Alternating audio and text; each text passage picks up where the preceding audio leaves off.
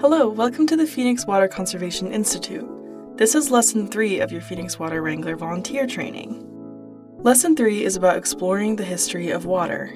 This lesson will involve going back in the history of water, looking at our desert environment, and seeing how Phoenix fits into this system. Again, my name is Laura Van Lith, and I'm your volunteer coordinator. My position with the City of Phoenix is a water resource specialist, and I focus on education and community outreach. We will now review what we went over in the last lesson. So where does our water come from? 58% is coming from the Salt and Verde rivers, 40% comes from the Colorado River, and 2% is coming from groundwater. Phoenix is currently in stage 1 of their drought management plan. This indicates that an insufficient supply situation appears likely. We are taking the precautions and understanding this greater effort to save water. But what exactly is water conservation? From our perspective, it's efficient and responsible water use. But water conservation will look slightly different for everyone. You can make your own definition too. Overall, water conservation, in my mind, is community action and sustained behavior change. It's a cultural shift for efficient and responsible water use.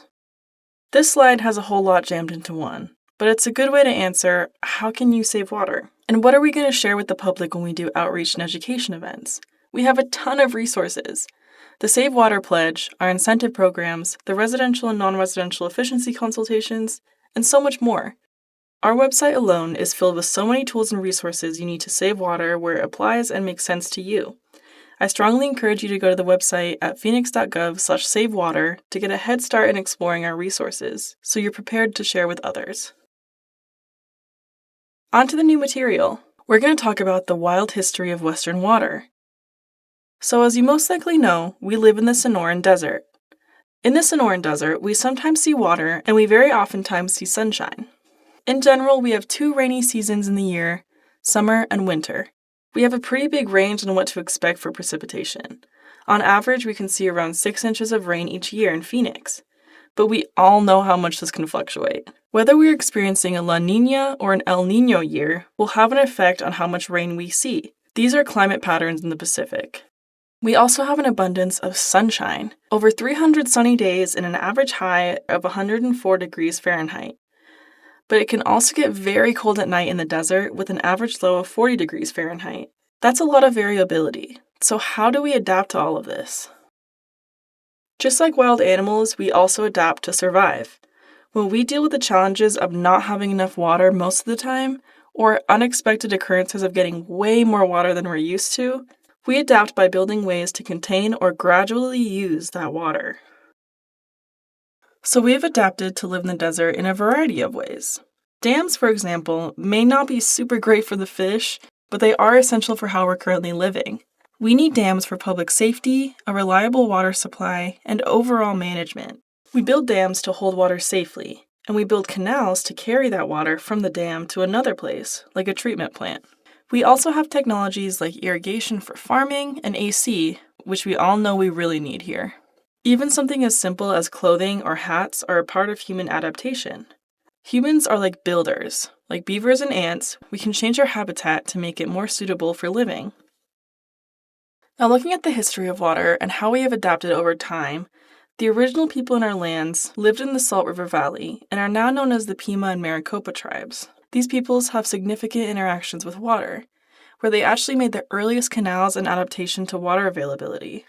We relied on this indigenous knowledge, so these are the very same canal paths that we see from the SRP canals across Phoenix, with the same purpose, only different infrastructure. It wasn't until 1869 that new settlers came into the Salt River Valley. We relied on this indigenous knowledge and took advantage of the infrastructure that was available. Many people still believed that the western U.S. was too arid to support the same level of development that was occurring in the east. So the National Reclamation Act incentivized settlement by selling land to farmers and supporting large-scale irrigation. So now people were moving to the Salt River Valley, but water was still so inconsistent. It would flood one season and then dry out the next. There was no way to have a reliable source of water until we started building dams, which we can still see in the Salt River chain of lakes system. The Roosevelt Dam is the largest and furthest from Phoenix, and the dams separating Apache, Canyon, and Saguaro Lake were then created from the funding from the National Reclamation Act. Here we have a picture of the Roosevelt Dam when it was created in 1911. As more people settled into Phoenix and put money towards these dams, or the Salt River Project that brought water across the valley, 1906 brought water rights and municipal operations to Phoenix as a city. The Verde Water Treatment Plant was the first surface water treatment plant created 40 years later in 1949. Prior to this treatment plant, our surface water was only really used for irrigation and for gray water, and our drinking water was groundwater. Now we have 5 active water treatment plants serving the city of Phoenix. Now throughout all of this came the doctrine of prior appropriation. Basically, this means first come, first serve.